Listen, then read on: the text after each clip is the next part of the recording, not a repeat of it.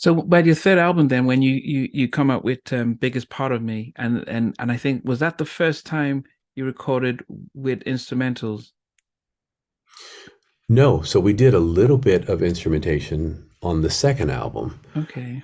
with Where Do the Children Play and um, things like that. But to use extensive instrumentation, yeah, the Join the Band album with Biggest Part of Me was that first one. Now that's when I sort of, because as I said, I grew up here in England, went to high school in Nigeria, but moved to America in '92, and the biggest part of me was the first time I got exposed to Take Six, and when you if you think of current Americas, for me watching BET was how I got to learn about American stuff. But that song was all over the radio, it was everywhere. Um, Commercially, was that your most widely the biggest song sort of on the R&B that sort of crossed over from R&B inside, or Yeah, I think that was probably to this day our biggest R&B hit. Is a remake from a group called Ambrosia. mm. The funny thing about that song is I heard that song the first time in 1980 when I was a freshman in college. And I had always known that I loved the song. And I was like, well, one day I would love to be able to do a remake of this song. And so by 93, 94 is when we did that. And it was a pretty huge hit for us. It was that a surprise for you how big it went and the fact that it crossed over like that? Personally, no, Oh, because okay. it was such a great song. Yeah. And I think that's another thing that I always tell young artists. You have to find great songs first. Everything starts with the song. So it was a huge hit back in 1980. So for us, we just needed to put our spin on it and put our brand into it. And I knew that it would do something, and it was something that was enjoyed by a lot of people. So it didn't really surprise me necessarily. It was eye-opening in the sense that all of a sudden Take Six could be on the radio, with some kind of consistency. Because before that, you couldn't really program uh, an a cappella song in the midst of other R&B songs or Yeah. even jazz songs that had instrumentation.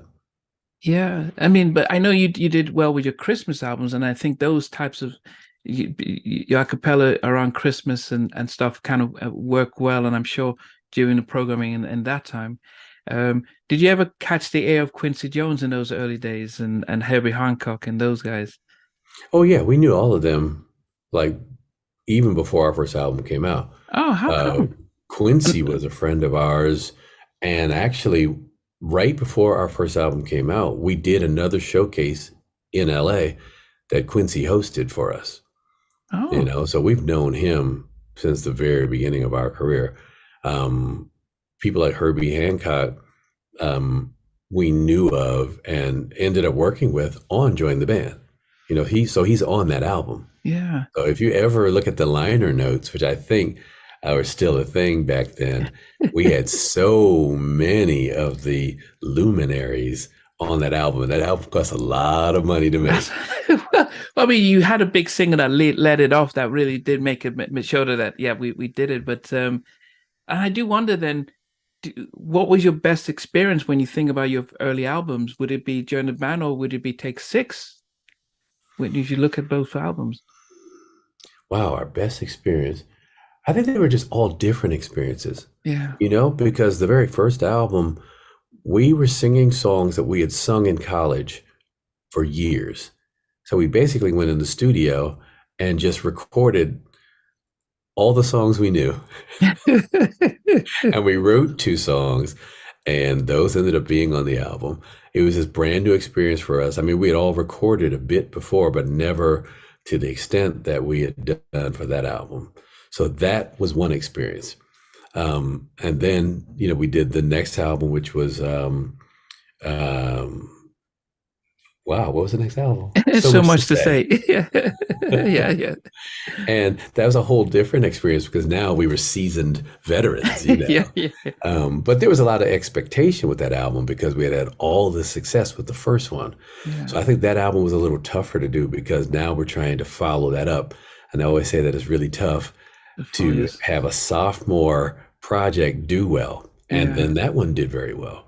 Um, and then we did our Christmas album, and that was fun. That was a lot of fun because um, Christmas songs are just so cool to Yeah. record, Yeah, they are. so we had a lot of fun in the studio, and then joined the band.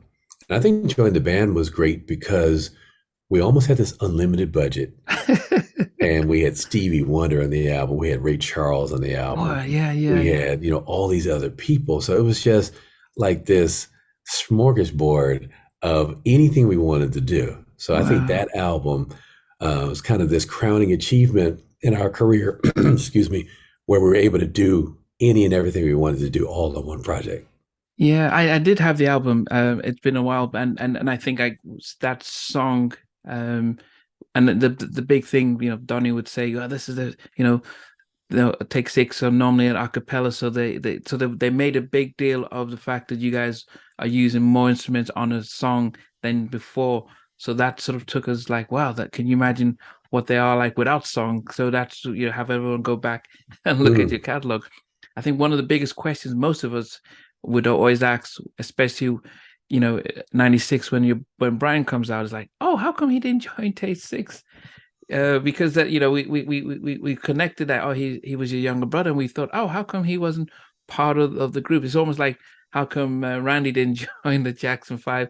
But was there any thought about your three younger brothers who you sang with, thinking about, I wish they could have been part of Take Six in those early days? Or So initially, when we were uh, at Oakwood University, my brother Fred did sing in the group. oh, So he was in the group when we were a quintet for a while, even when we were a sextet for a minute.